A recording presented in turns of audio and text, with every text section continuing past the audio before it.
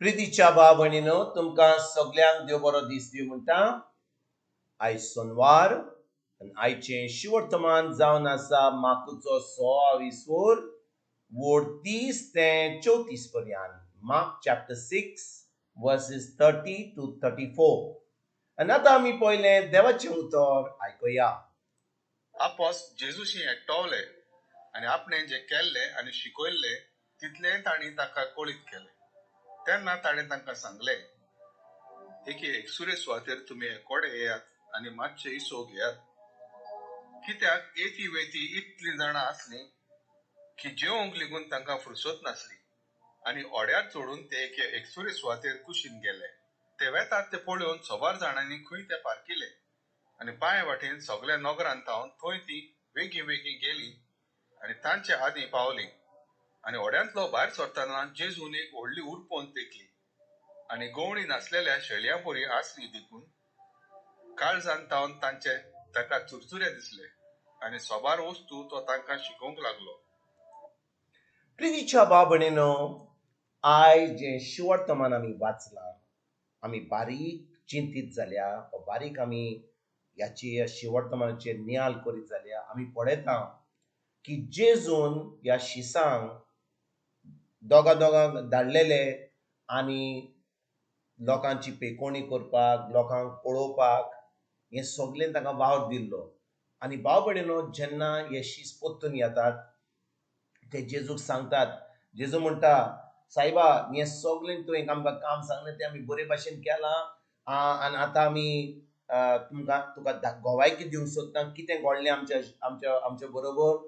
आनी जेन्ना जेजू आयकता आनी पळयता की आपले शीस खरेंच बरें कामान बुडल्यात म्हणून, कितलें काम बरें काम केलां तें, तो म्हणटा, मातशें एकसुऱ्या जाग्यार वसया आनी थोडो उसो घेवया. आनी भाव भयणीनो, ही उतरां जी जेजू आपल्या शिसांक म्हणटा, एका एकसुऱ्या सुवातेर तुमी एकवडे यात आनी मातसो विसो घेयात. कित्याक काय म्हणटा? ही जेजूची उतरां.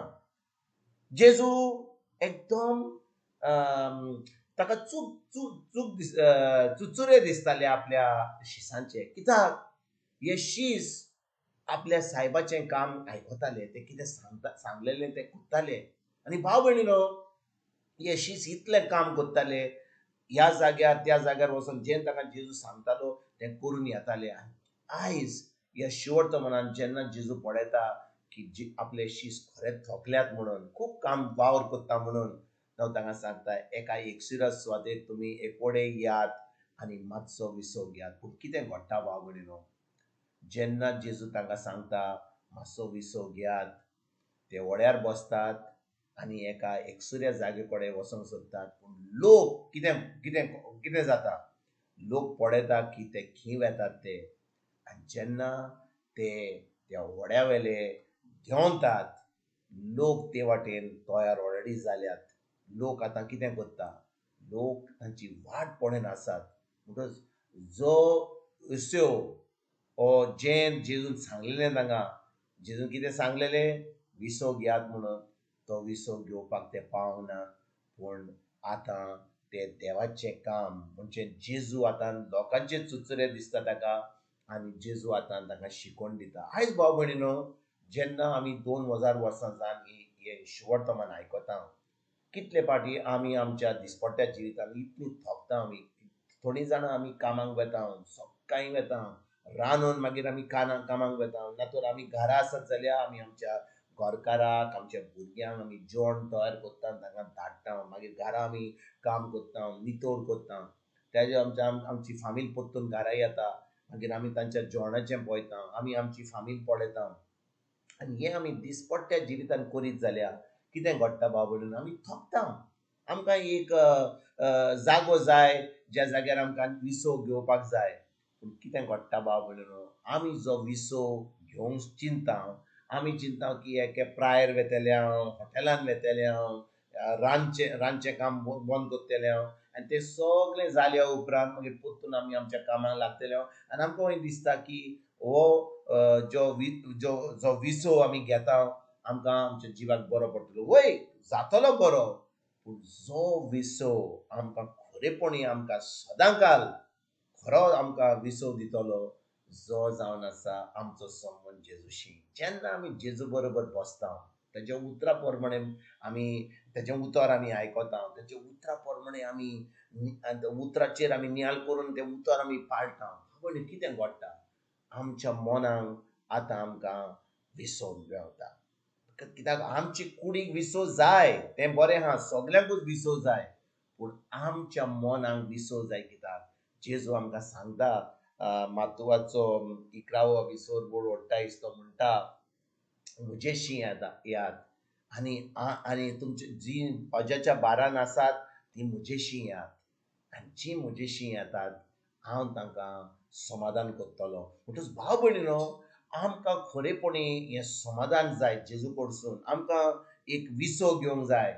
हो विसव आमी फकत सुमारान एक पाटी आयतारा दीस ओ सुमार 3 म्हयन्यांनी एक रितीराक गेल्या जाल्यार हो जायना. हो विसव आमी सदांकाळ घेवंक जाय. केन्नाय थोडीं जाणां सकाळीं उठून विसव घेतात, जेजू बरोबर मागणी करतात, पूण मागणेच केल्ले नाका, फायदो जावचो ना. आमकां जाय देवाचें उतर आयकपाक, आमकां जाय तें देवाचें उतर आमच्या काळजांत रिगून दवरपाक, आमच्या मनाची नडसणणी करपाक. आनी जितली आमी आमच्या त्या उतराचेर आमी नियाल करता, जितले आमी त्या उतराचेर चिंतता, तें उतर फकत आमकां आमकां घोटायच दिना, पूण आमकां जाणवाय दिता देवाची. म्हणटच आमकां विसव मेळत आसा आमच्या मनान, आनी जेन्ना आमचें मन शांतीन आसा, आमच्या मनाक विसव मेळटा, आमची कूड आतां एके भाशेन शांतीन रावता, इतली थोकोना, आनी जें आमकां करूंक जाय तें आमी करूंक पावता. म्हणटच भाव भयणीनो, फकत जेजू वरवीं आमकां विसव मेळोंक पावता, जेजू वरवीं आमकां शांती मेळोंक पावता, आनी तीच शांती तोच विसव आमकां ताच्या उतरान मेळटा. तो आयज भाव भयणीनो, आमी खेरीत भाशेन ह्या शिवर्तमानाचेर नियाल करूया. जे भाशेन जेजून सांगलें आपल्या शिसांक, एका एकसुरे सुवातेर तुमी एकवडे यात आनी मातसो विसव घेयात. तेच भाशेन जेजू आयज आमकां सांगता, एका एकसुरे सुवातेर वसात, ताचें उतर घेयात, आयकात ताचें उतर, ताच्या उतराचेर नियाल करात. जेन्ना आमी ताच्या उतरा प्रमाणे चलता, त्या उतराचेर नियाल करता, आतां आमकां सगलो फायदो जाता, आमकां विसव मेळटा, आनी खरीच भाशेन आमचें जिवीत बरें जाता, आनी आमी दुसऱ्यांक पासून पावोंक पावता, दुसऱ्यांचो आदार करपाक पावता, आनी खरें क्रिस्ती जिवीत जिवंक पावता. हेंच करपाक आयजसान आमी सुरवात करुया. तुमकां तुमच्या फॅमिलीक एक बरो दीस आवडेता, आनी परतून तुमचे कडेन उलोवपाक फाल्यां हाजीर जातलो. तुमकां सगल्यांक आमच्या सोरुंडारा जेजूची कृपा, आमच्या सर्गींच्या बापाचो मोग आनी पवित्र आत्म्याचो एकवट तुमकां आनी तुमच्या फॅमिलीक हांव आवडयता.